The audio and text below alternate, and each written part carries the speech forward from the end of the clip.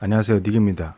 저번 시간에 이어서 이번 시간에는 플레어 시스템 디자인의 전체적인 설계 흐름을 한번 설명을 드려볼게요. 그래서 제가 이렇게 플레어 시스템 디자인에 대해서 설계적인 흐름을 이렇게 한번 나타내 봤는데요.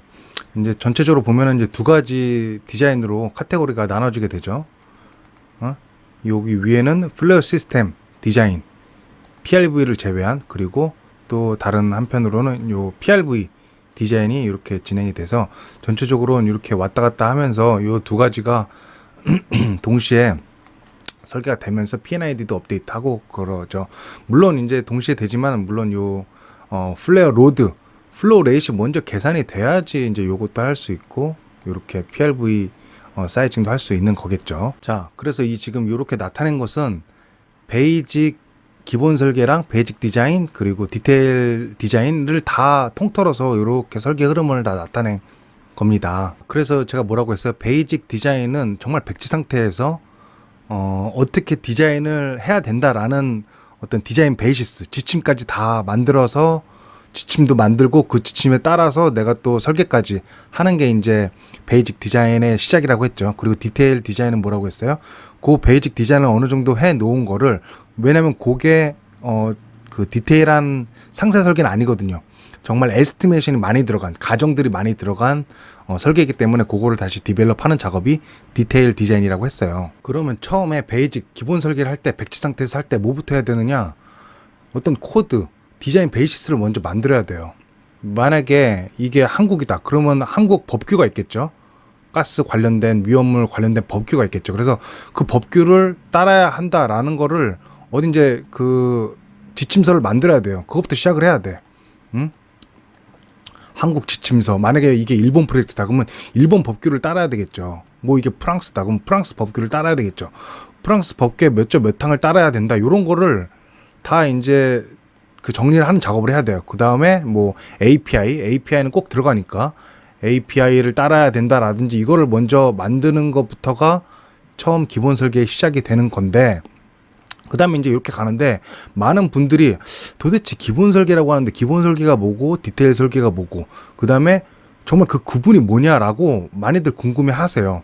근데 그 구분을 딱 잘라서 말할 수가 없는 게 뭐냐면, 베이직 프로세스 디자인이 굉장히 디테일하게 피드 단계에서 됐을 수도 있고 진짜 프로젝트마다 뭐 대충 되어 있을 수도 있고, 그리고 거기에 따라서 모든 프로젝트가 다 다르기 때문에 무슨 화공기사 뭐 가스기사 공부하는 것처럼 A는 B다라고 달달달 외울 필요가 없다.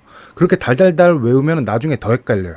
왜? 나는 딱 여기로 기준을 쥐어가지고 여기서부터 여기는 기본 설계, 여기는 디테일 설계라고 이렇게 구분을 딱 지어서 외워버리면은 실제로는 그렇지 않거든요. 뭐 여기까지가 기본 설계 돼 있는 프로젝트도 있고, 아니면 여기까지 다 돼 있는 기본 설계가 있을 수도 있고, 뭐 아니면 아예 그냥 요 법규만 있고 여기서부터 아예 다 안 돼 있어요. 그래서 여기를 다 상세 설계해서 해야 돼. 이런 여러 가지의 프로젝트가 있기 때문에 무슨 기사 공부하는 것처럼 여기를 기준으로 해서 여기는 기본 설계, 여기는 디테일 설계 이렇게 외우면은 나중에 더 헷갈린다라는 거예요. 물론 이제 보편적인 어떤 그런 기준은 있을 수 있어요.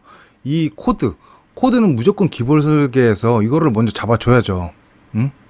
이거는 먼저 잡아줘야죠. 코드 뭘 따라야지, 이거를 해야지 뭐 이걸 따라서 EPC가 견적을 낼 거 아니에요. 그러니까 기본 설계에서 요거는 무조건 해줘야 되고, 그러니까 여기서부터 좀 애매한 게 있어요. 이걸 구분을 어디서부터 줘야 하는지 애매한 게 있는데, 왜냐면 프로젝트마다 너무 많이 다르기 때문에 이제 뭐 그런 식으로만 알아뒀으면 좋겠어요. 그리고 이제 플레어 시스템 관련해서 기본 설계와 디테일 설계가 구분이 보편적으로 한 요 정도다라고 할 수도 있겠지만은, 또 플레어 시스템 아닌 프로세스 시스템 있잖아요. 어떤 패키지라든지 기술력 있는 뭐 리액터라든지 그런 거는 기본 설계에서 여러 가지 기술이 있다.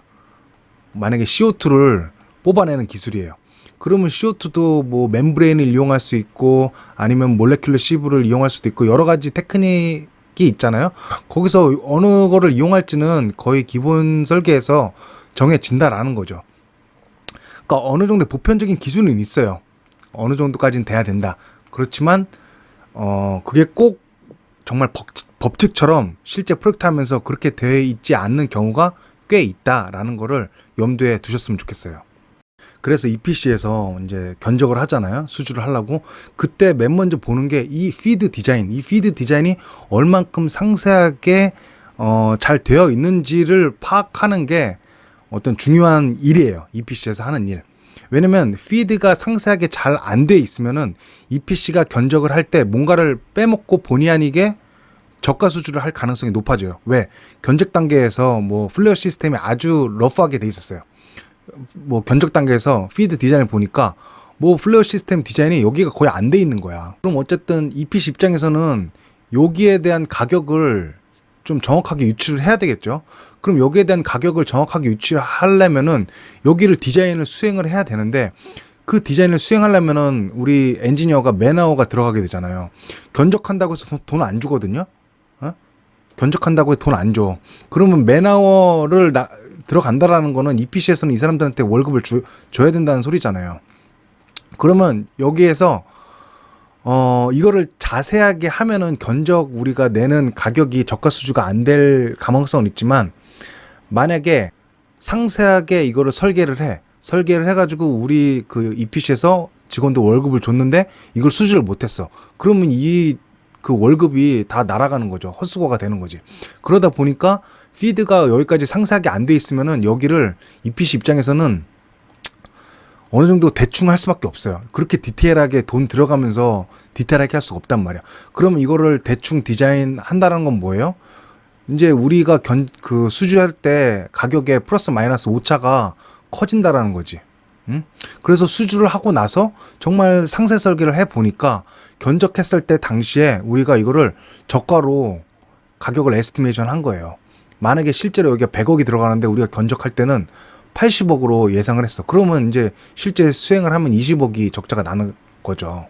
그래서 이제 그 EPC에서는 피드가 좀 이렇게 광범위하게, 다 지우고 설명을 할게요. 그래서 EPC 입장에서는 피드가 여기까지 잘 좀 되어 있는 프로젝트를 선호를 해요. 왜? 그럼 우리가 굳이 견적할 때 디자인을 또 안 해도 되거든. 맨아워 들여서. 응? 물론 어쨌든 피드가 이렇게 광범위하게 돼 있다고 해도 어느 정도 이 디자인이 제대로 한 건지는 리뷰할 필요가 있어요. 그런데 아예 백지 상태에서 EPC 엔지니어가 이거를 하는 것보다는 맨아워가 덜 들어가겠죠. 그래서 EPC 입장에서는 피드가 잘 된 프로젝트를 선호를 한다. 그리고 이 발주처 입장에서도 피드가 어느 정도 잘 좀 짜임새 있게, 그리고 악유가 나지 않게끔 이런 것도 잘 정해야 돼. 왜? 이 코드 법규가 제대로 안 돼 있는 상태에서 애매모호하게 뭐 API를 따라도 되고 우리 한국 법규를 따라도 되고 애매하게 돼 있으면 나중에 이 EPC 가서 악유가 일어난다고요. 분쟁이 일어날 수도 있어요. 야, 이거 따르라고 해서 이거 따라하는데 아니다, 여기 우리가 그냥 애매모호하게 했지 않냐, 이걸 따라도 되고 이걸 따라도 되는데 뭐. 그래서 이제 그런 거를 잘 체크를 해야 된다라는 겁니다. EPC가 많이 손해를 보는 이유가 이제 피드 때문인 경우가 많이 있어요. 왜냐면 피드가 제대로 설계가 제대로 안 돼 있거나, 아니면 피드에 설계에 오류가 있거나, 아니면 이런 법규라든지 이런 게 좀 애매모호하게 되어 있거나 해서 EPC가 견적을 할 때, 왜냐면 견적할 때 시간이 굉장히 촉박하거든요. 그때 이제 상세 설계처럼 하면 좋겠지. 왜냐면 모든 코드라든지 법규 스펙을 다 리뷰하고, 이런 게 분쟁의 소지가 있을 수 있겠구나, 이런 거를 다 체크하면 좋겠지만 시간이 굉장히 촉박하기 때문에 좀 러프하게 할 수밖에 없어요. 설계도 견적 단계에서는. 그러다 보니까 피드가 좀 제대로 안 돼 있는 거를 수주를 하면은 그때 이제 피를 보게 되는 거죠. 이런 식으로 뭐 플레어 시스템이 굉장히 러프하게 되어 있어. 그래서 EPC에서도 시간이 없으니까 대충 해가지고 뭐 한 80억 나오겠지, 이렇게 해가지고 나중에 상세 설계를 해보면은, 물론 이런 저가 잘못된 견적도 있지만은 설계를 하다 보면은 설계적인 실수도 나올 수도 있고, 내가 뭐 EPC 엔지니어가 설계할 실수도 할 수 있고, 그런 거 하다 보면 이제 그 원가가 80억으로 예상을 했는데 100억 뭐 이렇게 되는 거죠. 그래서 예전에는 많이 이제 그 손해를 봤지만, 그래서 이제 이렇게 많이 피를 보다 보니까 견적할 때 제대로 이제 견적을 하기 시작한 거죠. 왜? 이런 실수를 줄이고 저가 수주 안 하려고. 그러다 보면 어떻게 돼요? 이렇게 제대로 하다 보면 가격이 올라가. 가격이 올라가면 수주를 못 하는 거죠. 그래서 이제 그게 딜레마예요. 이거를 저가 수주 안 하려고 디테일하게 하다 보면은 가격이 올라가고, 가격이 올라가면 수주를 못 하고, 뭐 그런 이제 딜레마가 있게 되는 거죠.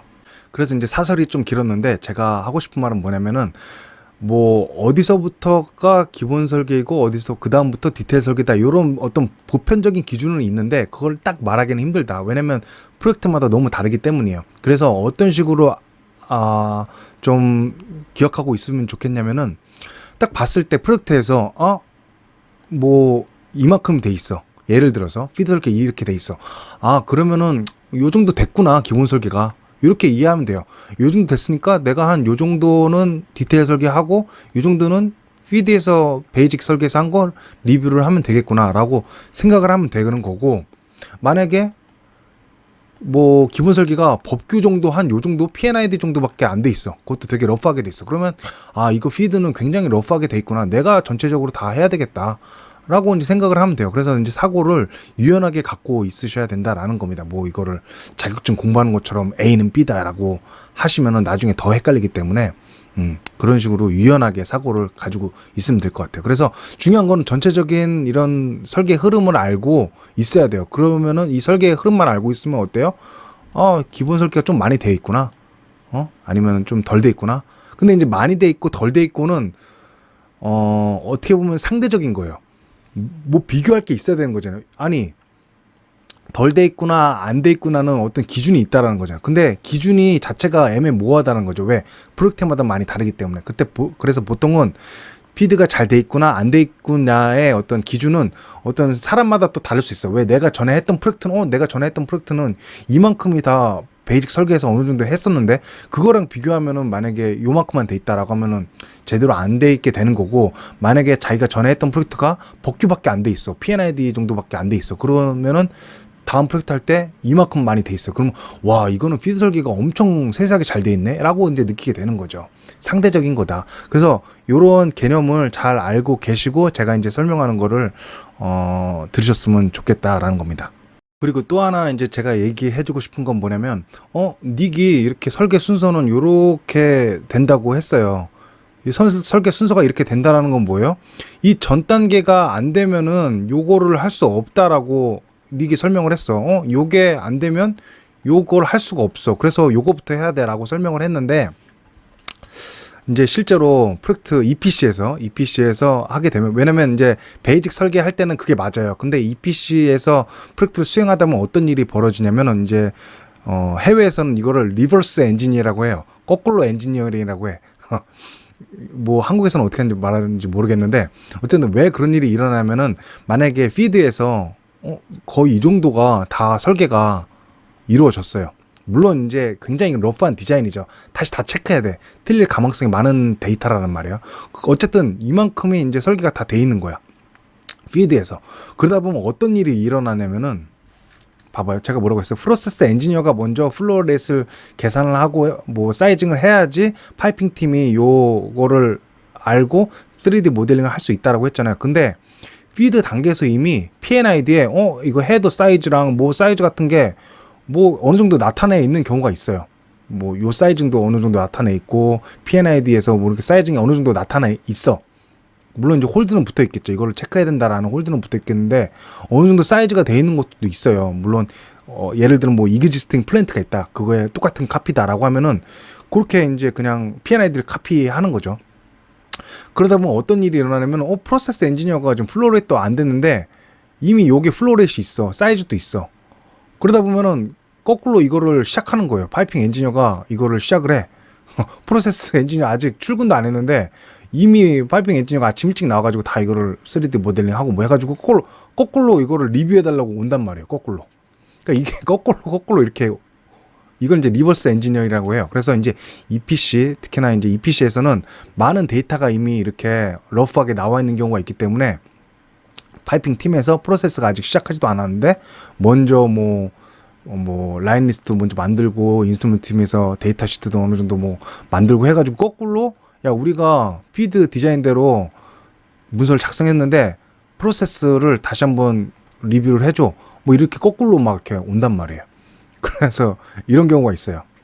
그래서 좀 사고를 그래서를 많이 쓰는데 사고를 좀 유연하게 가지고 있었으면 좋겠다라는 겁니다. 그리고 이 PC에서는 야 이거 뭐 앞에 게 되지도 않았는데 먼저 해버려가지고 거꾸로 와서 리뷰해달라고 하는 경우도 되게 많이 있다라는 거예요.